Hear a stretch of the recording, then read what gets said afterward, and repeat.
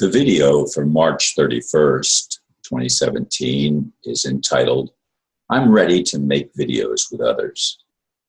My friend Steve Hart recorded my talk last Sunday evening in two parts, my talk and the discussion that followed. I still do not have the videos, at least until later today. When I get them, I will post them. Hopefully, that will begin following this one. I also expect to be making additional videos with Aristo, Steve, Christopher Timms, and perhaps others.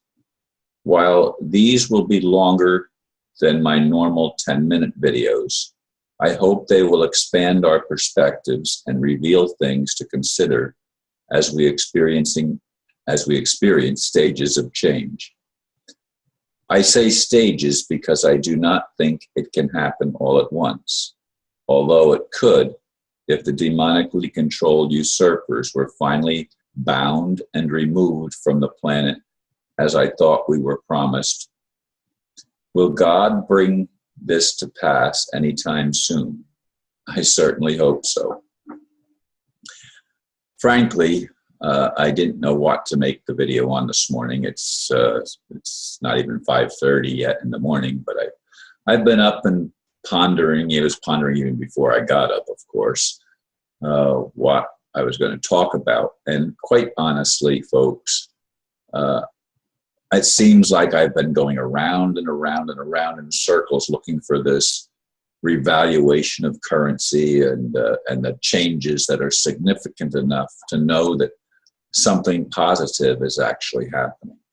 What I see still, much to my chagrin and the disappointment, is I still see the same old stuff still seems to be playing out. And while there's talk of arrests of Clinton and the Bushes and other of the criminal cabal, and while David Rockefeller and his son both died recently, which indicates that the head perhaps of the Illuminati, at least as it exists in the United States, has been removed. There's still so much to be done to actually get the world in a position where we can begin to experience the blessings instead of the curses. We've been cursed, but we've been cursed. Some people say it's because we sinned. Well, I don't buy that anymore, folks. I'm sorry. I just don't buy because we sinned.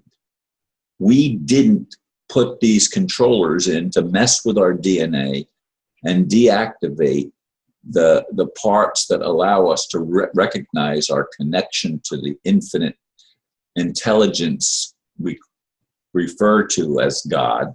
Instead, what happened was a false God was superimposed that did not have a positive agenda for humanity, and in fact milked us for everything we could under the guise of paying us with money. And again, I'd like to see the monetary system end, but I don't believe that can happen without a bridge. But then again, I don't know. What kind of miracles can really be expected without destruction of a major part of the Earth population? Now, I do have the sense that new lands are going to be coming up that have been hidden. Instead of the world being flooded, it's going to be the opposite effect. And I don't know how that's going to happen.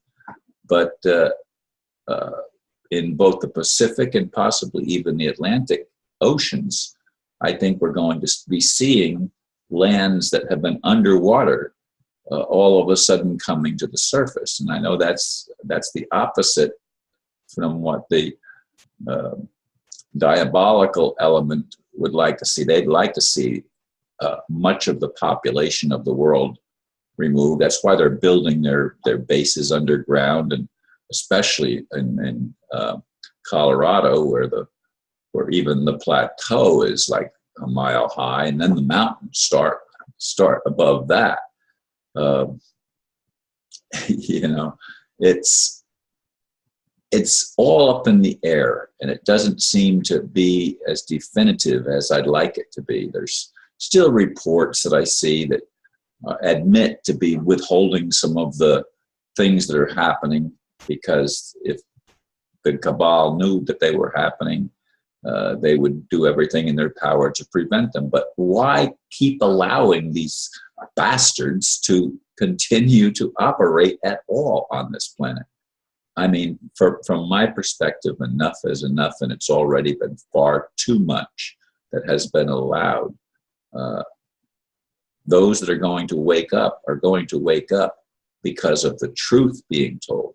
Even if they resist the truth in the beginning, they're going to recognize, as things begin to proceed forward, they're going to recognize that what they've been taught is lies. It's just simply not true. It's been deception upon deception.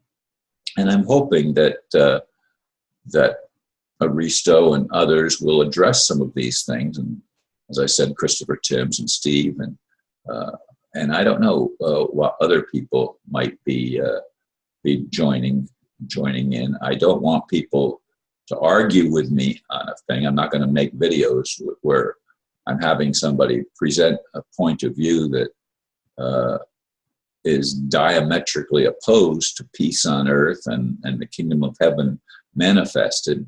I'm not going to support that. But neither, just like I don't argue with people when they comment on my videos and they're trying to start an argument. I don't argue with my son. I don't argue with friends. I don't want to be in the energy of trying to win an argument.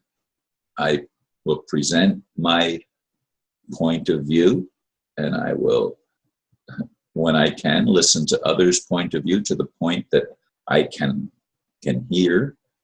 But I don't want to get to where it's in-your-face argumentation. That's not my style. I don't want it to be my style. I want to be congenial and open, but yet not argumentative, if that makes sense at all. So I'm hoping that other people will come forward with some videos, and I'll be able to put some videos up soon. I haven't, it's my fault. I have not found out from Aristo when he's ready to do his next video with me.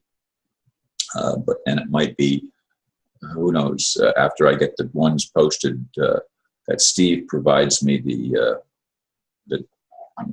little drive. I don't know, I forget what they're called even.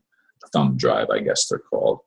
And that's what he has for me. And I'm supposed to meet with him for lunch today if I have my signals all in line. So anyway, folks, be patient with me, and I'll try to be patient with what's going on in the world, but it's not easy. Anyway, thank you for listening, and namaste.